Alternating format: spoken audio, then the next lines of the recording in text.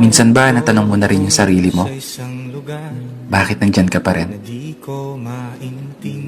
Bakit nandito pa rin ako sa sitwasyon na pakiramdam ko wala pa rin akong nararating?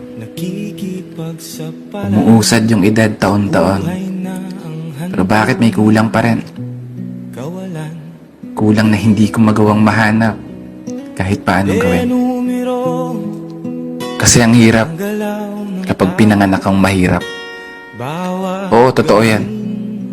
Kasi dagdag hamon sa'yo kung paano mo babaguhin ang kapalarang inilaan. Sitwasyon na kinasanayan. Buhay na kinamulatan. Tadhanang minana at pinagkatiwala ng mga magulang, kasi kung meron lang tutorial video sa YouTube kung paano yumaman, wala sana tayong problema. Kaya napakaswerte mo kung isa ka sa mga pinanganak na mayaman na. Kasi imagine, problema mo na lang ay kung paano mas magpapayaman pa. Mag-aaral ka na lang nang di na iniisip kung saan ka kukuha ng pangmatrikula. Samantalang pag mahirap ka, paiyakan pa bago ka makahawak ng diploma.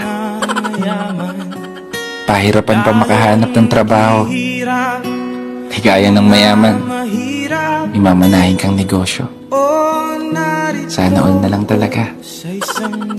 Pero nandito na tayo. Wala nang ibang pagpipilian kundi magpatuloy at lumaban sa hamon ng buhay. Oo, di may iwasan. Mainggit sa buhay na meron ng iba, o pagdudahan ng sarili kung magagawa mo ba.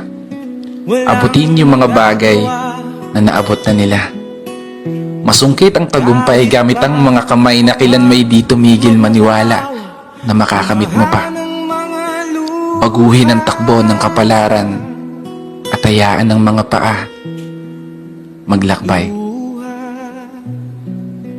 Kaya isang pagpupugay para sa lahat ng mga taong patuloy sumasabay sa hamon ng buhay.